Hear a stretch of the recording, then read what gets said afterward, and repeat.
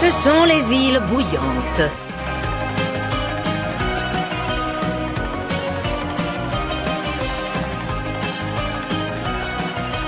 Mitty Blight, est-ce que tu veux bien sortir avec moi? Oui. D'accord. J'ai grandi en croyant que tout était une occasion de justifier mon existence. Et il y a des personnes qui ne te feront pas te sentir inutile. Tu dois te laisser une chance de les rencontrer. Salut les Ossuliens, ici Mr Dreams et bienvenue sur ma chaîne. L'épisode convention est ce genre d'épisode que j'apprécie. Un épisode qui déjà lance les dernières intrigues qui doivent être lancées pour la saison 1 de The Old House. Et surtout un épisode où on en apprend bien plus sur l'univers des sorciers, sur les îles bouillantes et surtout sur les différents clans. Et aussi où on commence à voir du vrai développement de personnages. Mais franchement l'épisode convention est pour moi un excellent épisode et on n'est qu'à l'épisode 5. C'est dingue à quel point l'histoire évolue. Et le fait que tous les personnages principaux nous ont été présentés, à l'exception d'un seul. Du coup, mes très chers Oswilliens, nous sommes partis pour le 5e épisode de cette saison 1 de The Old House, j'ai nommé la Convention. L'épisode commence alors que Eda, Luz et King sont au marché, mais qu'ils ne voient personne. En effet, car aujourd'hui c'est la journée des conventions. Du coup, Gus et Willow qui arrivent pour prévenir Luz en disant que c'est un événement très important pour les futurs sorciers. Et alors qu'Eda hésite à venir, eh bien grâce à un petit stratagème d'Azura, Luz finit donc par la convaincre. Et c'est ainsi qu'on apprend le fonctionnement des îles bouillantes. Ils ont chacun un clan bien spécifique. On apprend donc que Gus veut intégrer le clan des illusionnistes, mais en contrepartie, on apprend donc que quand on rentre dans un clan, on a un sceau. Et c'est très important pour la suite. Et on comprend aussi que Eda, vu qu'elle n'est jamais rentrée dans un clan, peut faire tout type de magie. Mais on nous présente aussi le clan le plus puissant, c'est-à-dire le clan de l'empereur, qui permet d'utiliser toute forme de magie. Et on voit que c'est un clan assez vénéré et que tout le monde voudrait y entrer, notamment une certaine Amity. Évidemment, Eda n'apprécie pas ce clan car il y a quelqu'un qu'elle déteste, une certaine Lilith Clawthorne, qui est la chef du clan de l'empereur. C'est aussi la sœur de Eda. Pendant ce temps, Luz décide donc de s'excuser par rapport à Amity et ce qu'elle a fait avec l'abomination. Mais Amity ne veut pas lui pardonner et décide donc de s'en prendre à King qui passait par là. Luz défie donc Amity dans un duel de sorcières et Amity accepte. Et on apprend aussi que Amity est la petite protégée de Lilith comme Luz est la petite protégée de Eda. Du coup, les adultes décident donc de livrer leur conflit par rapport à l'éducation de leur apprenti.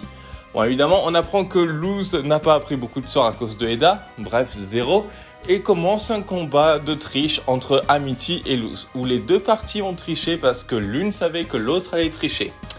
Et alors qu'Amity, humiliée, décide donc de fuir et Luz essayant de la réconforter, on assiste à un magnifique combat entre Lilith et sa sœur. Franchement, l'animation est impeccable, le combat est très stylé, j'ai vraiment adoré. Et pendant ce temps, Luz décide donc de s'excuser par rapport à Amity, qu'elle n'est pas une vraie sorcière, mais qu'elle fera tout pour en devenir une, en lui montrant ce sort de lumière, en lui montrant qu'elle n'a pas la magie comme Amity, mais qu'elle veut tout faire pour réussir. Amity décide donc de partir à Luz, la laissant tranquille pour le moment. Bon, évidemment, à la fin, Eda et Lilith finissent leur affrontement et qu'est-ce qui se passe? Eh bien, Eda use de ses charmes et d'un peu de bretzel et décide donc de s'enfuir. Juste avant que Lilith dise une révélation choquante et importante. Évidemment, Eda, King et Luz décident donc de s'enfuir de la foire. Pendant ce temps, Lilith est contactée par une certaine Kikimora qui veut absolument retrouver Eda. Bon, que dire de cet épisode? À part que j'ai vraiment beaucoup aimé cet épisode. C'est vraiment l'épisode qui lance les dernières intrigues, tout en évidemment nous en apportant bien plus par rapport à l'univers. Comme je l'ai dit au début, c'est l'épisode où on comprend le fonctionnement des clans et pourquoi Eda est recherchée. Elle n'a jamais intégré de clan. On comprend donc aussi qu'intégrer un clan, c'est pour la vie. Et surtout, ça la prive de tous ses pouvoirs. Du coup, c'est pour ça que Eda se vante d'être la sorcière la plus puissante des îles bouillantes. À l'exception des membres de l'empereur qui sont sélectionnés et qui ont droit à toute forme de magie. Et je pense que c'est un peu ce qui attire Amity. D'ailleurs, Amity est vraiment beaucoup intéressée par devenir une de ses membres. Pourquoi pas suivre les traces de son mentor Lilith. D'ailleurs, la première apparition de Lilith est très intéressante. Déjà, on apprend que c'est la chef du clan. Et en plus, on apprend surtout qu'elle a d'énormes pouvoirs magiques. Est-ce qu'il y aurait une rivalité sœur contre sœur? Je le pense. Surtout que ces deux sœurs décident donc d'utiliser leur élève pour se battre à la place. Mais évidemment après, s'ensuit un magnifique combat comme je l'ai dit entre Eda et Lilith qui est vraiment magnifique. Clairement je ne m'attendais pas au début en regardant cette série en me disant waouh, est-ce que c'est un affrontement incroyable entre la magie. Franchement tout est bien utilisé. Les décors, boubou, les décors, encore du boubou. Mais franchement c'est vraiment incroyable.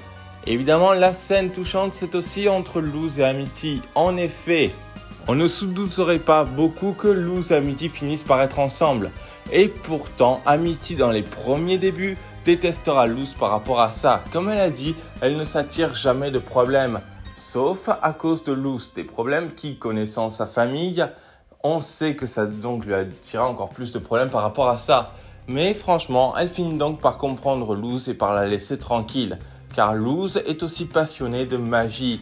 D'ailleurs, j'ai bel et bien aimé la petite référence à Azura. Amity aurait dû réagir par rapport à ça, mais je pense qu'elle a plus été en colère qu'autre chose. En effet. Mais bon, pour terminer, l'épisode est assez bien dans son ensemble. Je veux dire, on nous montre que voilà, Luz a des amis, du coup il y a vraiment un vrai fil rouge, une vraie continuité et ça fait plaisir. Du coup, on va apprendre bien plus de choses. Pourquoi Eda est recherchée par l'empereur absolument. Pourquoi évidemment il y a une malédiction. Qui a lancé la malédiction d'Eda? Est-ce que Luz finira donc par être amie avec Amity, voire même mieux? Ou est-ce que Luz arrivera donc à trouver sa place dans le monde des démons? Du coup les ossubiens, est-ce que vous avez apprécié cette vidéo? Est-ce que vous avez apprécié cet épisode? N'hésitez pas à me le dire en commentaire. N'hésitez pas à vous abonner, liker, commenter, partager. N'hésitez pas aussi à me dire quel a été votre moment préféré de l'épisode. C'était Mr Dreams et on se retrouve pour une prochaine vidéo sur nos îles bouillantes préférées.